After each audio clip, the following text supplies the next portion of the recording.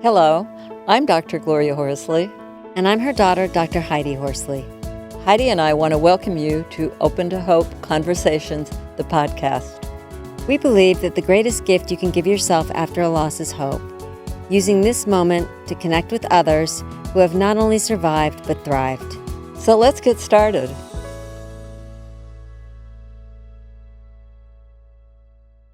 Welcome to the Open to Hope show. I'm your host, Dr. Gloria Horsley, with my daughter and co-host, Dr. Heidi Horsley. Well, Heidi, we have got a great friend of ours on today, and I'm always so excited to have Ken Druck on.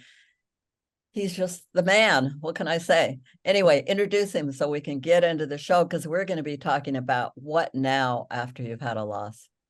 Well, many of you know Dr. Ken Druck. He is literally a world leader in grief and loss and how we transform our losses and how we find hope again. Ken has been on many of our shows. He was on our very first cable show many years ago, and it won an award. So he is Dr. Ken Druck. He is a best-selling author. Ken has appeared on national television many times and is a great thought leader of our time. He has coached leaders all over the world in business and government. Ken's personal journey after the tragic death of his daughter, Jenna, and his groundbreaking work with bereaved families have led him to discover how we go on. And his most recent book is aptly called How We Go On, and has been #1 on one of the bestseller lists. So Dr. Ken, welcome to our show. I love you guys. Can I just start with that? We love you too, Ken. I have been just so excited about being with you, because every time we're together, the connection between all of us, what we've all gone through, how you guys have been there for me over the years in so many ways, and the blessing and the honor of being there for you guys as we've transitioned through all these seasons of loss, but of love as well. And so I'm just so delighted to be with you. And everybody I meet in your audience, everybody who follows you guys, they're such treasured souls, and some of them are at the very beginning, and some of them are in the middle, and some of them are, down the road. Like I just gave the keynote for the 22nd anniversary of 9/11 in New York. And what do you say to those of us who have been there for 22 years? Yeah. We can't look at our watches and say, well, it's 22 years, because grief doesn't occur, all of it, in time. Some of grief occurs beyond time. You can't tell the heart to calibrate. So like, oh, I can't feel that way. I shouldn't feel that way. That's not the way the heart works. Anyhow, it's a joy to be with you. It's awesome being with you. And how do we go on? I know people are hearing us here. We lost Scott 40 years ago, and then my husband of 60 years died 3 years ago. Everybody watching this, first of all, everybody and everybody they know is going through some kind of a what now moment. Yeah. That's what life is. It's a series of what now moments, whether it's after a loss, and it could be a loss of life, as we've talked about, but it could also be a loss, like loss of a marriage or retirement. Ken, in all these losses, for me, one of the common themes is loss of identity. Exactly. Who am I now without my father? Who am I now without a spouse? Who am I now without a job? I mean, it goes on. Without my faith. Some of us lose faith in the beginning. It's like, how could God have done? How could this have happened on God's watch, or on somebody's watch? And we're in that life is not fair. We're in that how do we go on moment. And it's different for each one of us. Each one of us has to come up with, here's what this what now moment is for me after a loss, after the kind of loss I suffered. Some of us, have been with a child or a spouse or somebody who was long suffering. And it's a mix of feelings of, oh my God, thank God he or she is not suffering anymore. But I'm waking up alone in bed in the morning, Yeah. Right. And what about the suffering that I'm going through? How do I go on from this? And so me writing my last book was realizing, it's everything I've been working and living to learn. is that resilience, not the resilience that comes from quick fix thinking. Oh, I'm just going to plug in a positive thought, and that's going to be enough. That's not never enough. It's how do we summon newfound courage, self-compassion, especially, and I really want to hit that hard. How do we summon, the strength, the kindness from our own selves, the protection from the world that tends to be grief illiterate? It doesn't say things that are really helpful all the time. How do we go on? How do we take care of ourselves? And that's what the whole book was about, is all the things that I've learned about how we go on, starting with becoming aware that we have our foot on our throat half the time, and we need to move from that foot on the throat to a hand on our heart. I like that. That I put my hand on my heart.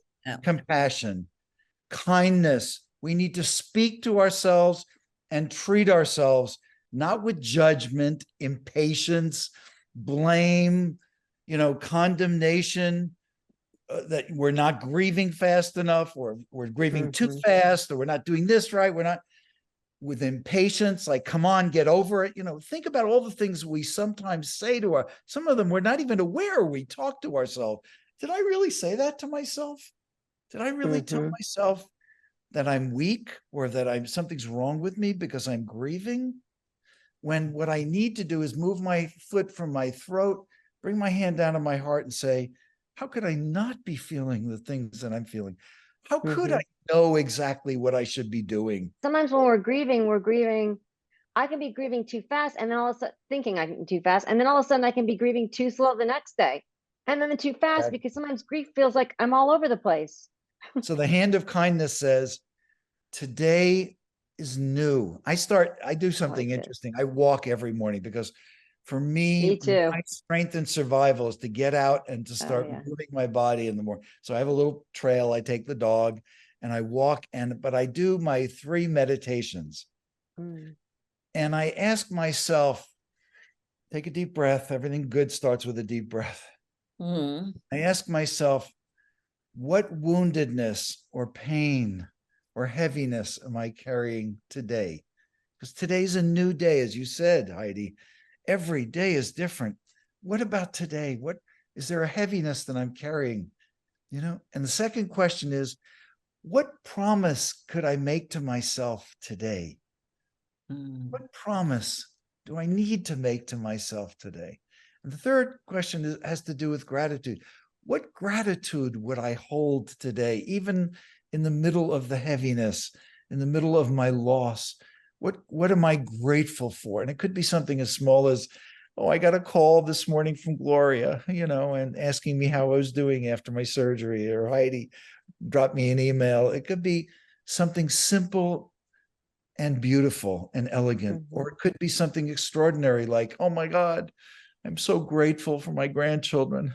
I'm so those little twins.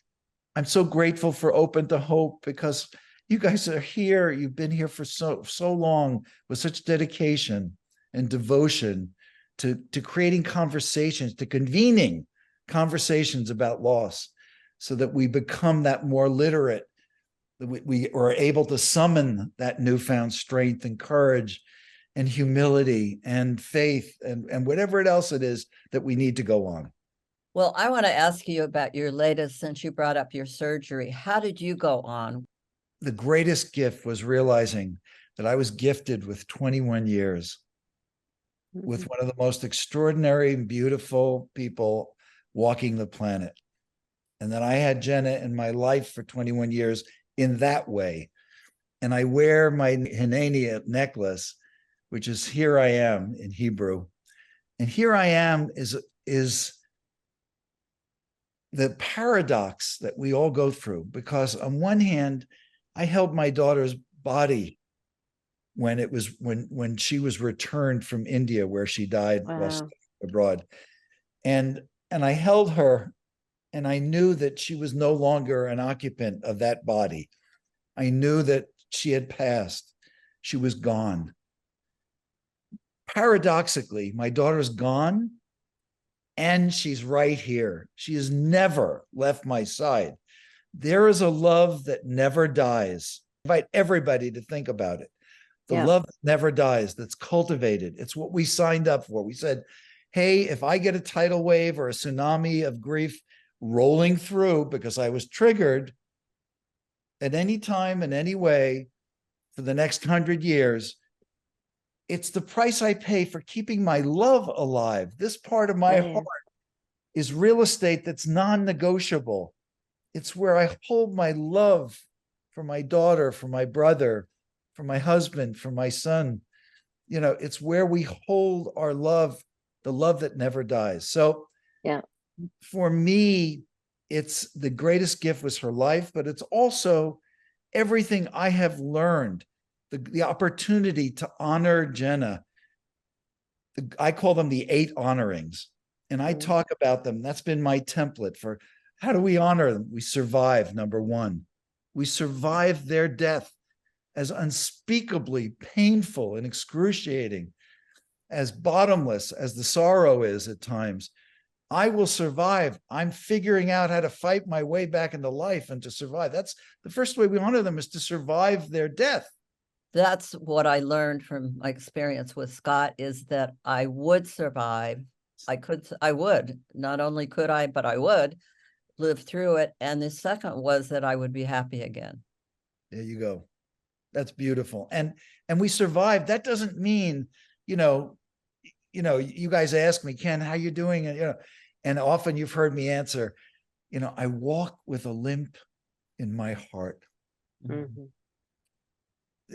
Will I always? I don't know. I haven't lived always, but I can tell you that 27 years after losing Jenna, I walk with a limp, and I'm not ashamed of it. I don't have to Ken, defend. I've got to say something, and I don't even know if my mother can put words to this right now. A couple of hours ago, she called me and she said, now my brother died in 1983. She said, Heidi, last night your brother appeared to me in a dream, and it was very real. And she was crying, and it was very real, and it was very comforting. And I mean, so he was right there with her in that moment in her dream, which was powerful. So let's create that. Let's all agree. Everybody is watching, whether you're watching now or you tuned in later. Let's all keep that hand of kindness on our hearts, with permission to be human. Yeah. Permission for our love to live on, whether it's through our dreams or through being triggered or through sorrow that bubbles up, or sweetness and dearness and memories that bubble up. Let's be kind to ourselves for the rest of our time, rather than impatient. What's wrong with me? Why am I still dreaming? How can I dream? And that's the way, because the way we treat ourselves is the way we treat who else. Yeah. So if we're supporting somebody who's grieving, if you're on this podcast because there's somebody else that you're supporting, just remember that the kindness you show yourself is what you project in the way you treat others. So Heidi acknowledging her mother and loving her mother and creating safety rather than judgments and admonitions, telling Mom, I'm so proud of you. And in my heart and my mind and my life, it's safe. It's not only safe, it's productive for you to have allowed yourself a dream and imagining. I know it is such a concern for people. It's been 40 years since Scott died. You never forget them. Yep. They will always be with you. That's the deal we sign. If somebody came up to us in the beginning and said, here, you sign this contract or this contract. One contract says, we will sever all the nerves to your love and the way you cherish the person you've lost. We'll sever them. Don't worry. You won't feel any more pain. We're going to sever all the nerves. Or sign here. And this means that you keep your love alive, but there are going to be moments of sorrow. There are going to be moments, beautiful memories that come. There are going to be moments of lostness. And you have to have the faith that out of that lostness is going to come a new foundness. Out of that emptiness, which we all feel empty at times. It's human. Yeah. With our hand on our heart, we say, out of that emptiness, I will breathe into that emptiness. and allow the fullness, the meaning, the purpose that is trying to reset and renew in me, I will allow it to grow organically within me. And I'm going to be patient while that happens. I'm going to be kind to myself while that happens. And I'm going to ask for kindness from other people. I'm not going to be around other people who are impatient. How are you doing today? Why didn't you call me back? We don't want tragedy groupies in our life. We don't want people with impatience in our world. We need people who can truly be with us, not who are trying to figure out and fix us, but who can really be with us, walk with us, stand with us, breathe with us, listen to us. That's what we need more than anything. And we've got to be selective. We don't have the luxury of having people who are sucking energy from us in our lives. We need to politely, kindly excuse ourselves and be with people who can support us.